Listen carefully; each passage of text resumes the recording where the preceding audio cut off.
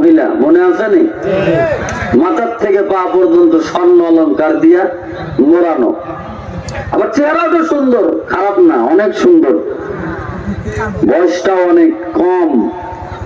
আবার হাতের মধ্যে একটা ব্যাগ আছে, যেই ব্যাগের মধ্যে নগদ কিছু টাকাও দেখা যায়। সুবহানাল্লাহ। তোমার ডাক ডাকা মা, কোথায় তোমার বাড়ি, কোথায় তোমার ঘর, কোন জায়গা থেকে তুমি আসলা এত সুন্দর? ও মা, তোমার চেহারার মধ্যে মাথা থেকে পা পর্যন্ত স্বর্ণ অলংকার দিয়ে মোড়ানো। আবার হাতের মধ্যে একটা ব্যাগ দেখতেছি, এই ব্যাগের মধ্যে অনেকগুলো টাকা। আমার ডাক দেখা হয়, তুমি সুদূর ইয়ামেন থেকে হিজরত করে একা একা একটা মহিলা মদিনায় আসলা। অনেক দিন হয়ে গেছে, দীর্ঘ 1 মাস থেকে এর চাইতে বেশি সময় তুমি হিজরত করে মদিনা দিকে আসলা।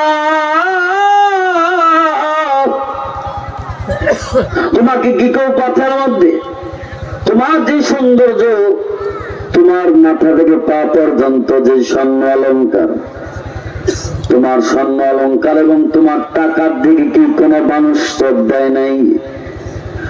কোন মানুষ কি তোমার টাকা চিন্তা করার জন্য আসে নাই গো মা? এমনকি কোন মানুষ কি তোমার কোন যুবক তোমার সতীত্ব নষ্ট করার জন্য কি হামলা দেয় নাই? মহিলা ডাক দেখাই, ও যুবক তুমি কি? তোমাকে তো আমি চিনি না, তবে শোনো, তোমার এত বড় কথা বলার সাহস কেমনে হলো?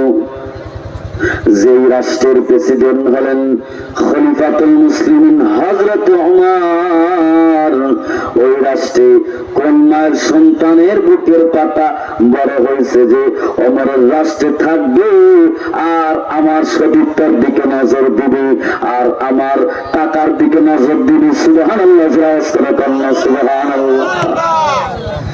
এমন একটা রাষ্ট্র কায়েম করেছেন খলিফাতুল মুসলিমিন হযরত ওমর।